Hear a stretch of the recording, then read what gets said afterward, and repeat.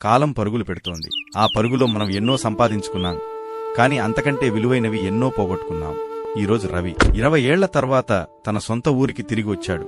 ఎందుకు? తనకు జన్మనిచ్చిన, తన బాల్యాన్ని పంచిన ఆ పాత ఇంటిని అమ్మేయడానికి. ఆ ఇంటి ముందు నిలబడగానే రవి గుండె బరువెక్కింది. ఒకప్పుడు అదొక బృందావనం. చుట్టాల రాకతో, పిల్లల కేరింతలతో కళకళలాడేది. కాని ఈరోజు ఒక పెద్ద తుప్పుపట్టిన తాళం ఆ జ్ఞాపకాలను బంధించేసింది.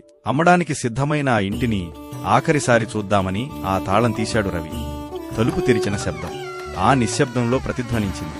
లోపల అడుగుపెట్టగానే ఆ ఇంటి గోడలు రవితో మాట్లాడడం మొదలుపెట్టాయి. ఆ ధూళిపట్టిన నేల, ఆ వెలసిపోయిన రంగులు అన్నీ గతాన్ని గుర్తుచేస్తున్నాయి. ఒక్కసారిగా కాలం వెనక్కి వెళ్ళింది. అది రవి బాల్యం. అదొక స్వర్ణయుగం. అప్పుడు ఇల్లు అంటే 4 గోడలు కాదు, 40 మంది మనుషులు. పొద్దున్నే కోడికూత కన్నా ముందే మా ఇంట్లో సందడి మొదలయ్యేది.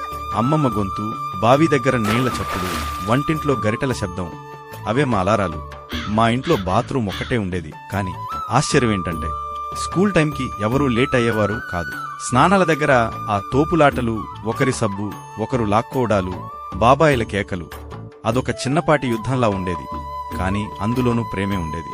అప్పట్లో నాకు, నీకు అనే తేడాలు లేవు. వండుకుంటే గంపెడు అన్నం, వడ్డించుకుంటే ఆకు నిండా ఆప్యాయత. ఎవరికి ఏది ఇష్టమో అడగడం ఉండేది కాదు. వండిందే మహాప్రసాదం. పచ్చడి మెతుకులైనా సరే 10 మందితో కలిసి తింటే ఆ రుచి వేరు కదా. అది 1998 అనుకుంటా. ఆ ఏడాది ఆకాశం మా మీద పగబట్టింది. ఏకధాటిగా కురిసిన వానికి మా పొలాలన్నీ సముద్రాల్లా మారిపోయాయి. ఆరుగాలం కష్టపడి పండించిన పంట కళ్ల ముందే నీళ్లపాలైంది.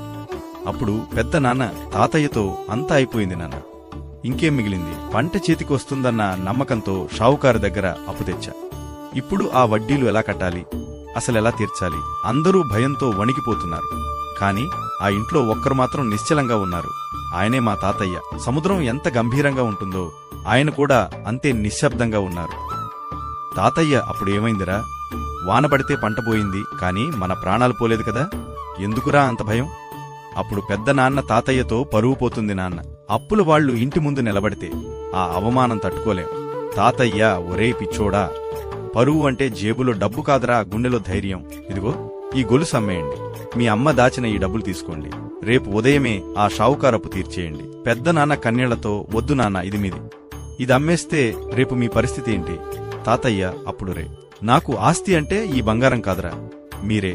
మీరు కలిసున్నంతకాలం, ఈ ఇంట్లో నవ్వులున్నంతకాలం నన్ను ఏ కష్టం ఏమీ చేయలేదు.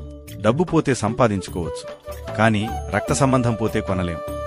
మీరు నాకు మాటివ్వండి, కష్టం వచ్చినా నష్టం వచ్చినా ఇలాగే కలిసి ఉంటామని. అది మా తాతయ్య అంటే ఆ రోజు నాకు అర్థమైంది. ఉమ్మడి కుటుంబం అంటే ఒక ఇల్లు కాదు, అదొక రక్షణ కవచం. బయట తుఫాను మమ్మల్ని ఏం చేయలేకపోయింది. ఎందుకంటే మా ఇంట్లో ధైర్యం అనే సూర్యుడున్నాడు. కాని కాలం ఎప్పుడూ ఒకేలా ఉండదు కదా. పిల్లలు పెద్దయ్యారు, పట్నం మోజు పెరిగింది. స్వార్థం అనే విషం మెల్లగా ఇంట్లోకి పాకింది. చిన్న చిన్న గొడవలు పెద్దవయ్యాయి. నీకెంత, నాకెంత అనే మాటలు ప్రేమను మింగేశాయి. అది మా జీవితంలో అత్యంత చేదు జ్ఞాపకం. అన్నదమ్ముల మధ్య ఆస్తి పంపకాలు జరిగాయి. అప్పుడు మా తాతయ్య, ఒరేయ్, ఆ సున్నం గీత నేల మీద గీయకండిరా, నా గుండె మీద గీయండి. ఈ ఇల్లు నేనిటుకలతో కట్టలేదురా, నా రక్తంతో కట్టాను. ఇప్పుడది ముక్కలైపోతుంటే నా ప్రాణం పోతున్నట్టు ఉంది అని అన్నాడు. ఇంటి మధ్యలో అడ్డంగా గోడ లేచింది. అది ఇటుకలతో కట్టిన గోడ కాదు, మా తాతయ్య గుండె మీద కట్టిన గోడ. ఆ గోడ మా బాల్యాన్ని కూడా 2 ముక్కలు చేసింది. చివరికి ఎవరి దారి వారిదయింది. కలకలలాడిన ఇల్లు బోసిపోయింది. ఆ పెద్ద ఇంట్లో తాతయ్య, అమ్మమ్మ మాత్రమే మిగిలిపోయారు. పిల్లలు లేని ఆ ఇల్లు వారికి ఒక శ్మశానంలా మారింది. దిగులుతోనే వారు కన్నుమూశారు.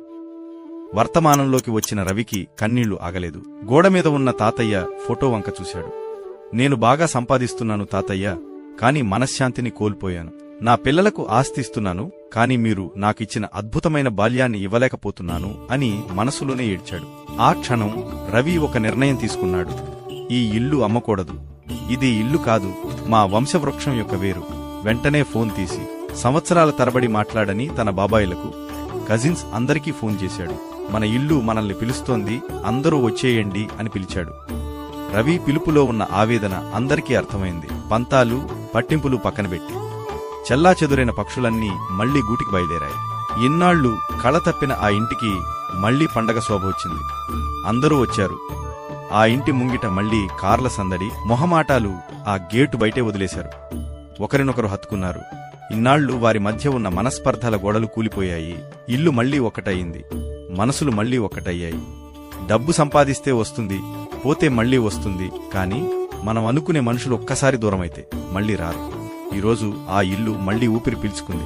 ఎందుకంటే అక్కడ మళ్లీ ప్రేమ చిగురించింది. ఉమ్మడి కుటుంబం అనేది ఒక వ్యవస్థ కాదు, అది మన బలం. ఉన్నవాళ్లు కాపాడుకోండి, దూరమైన వాళ్లు కలుసుకోండి.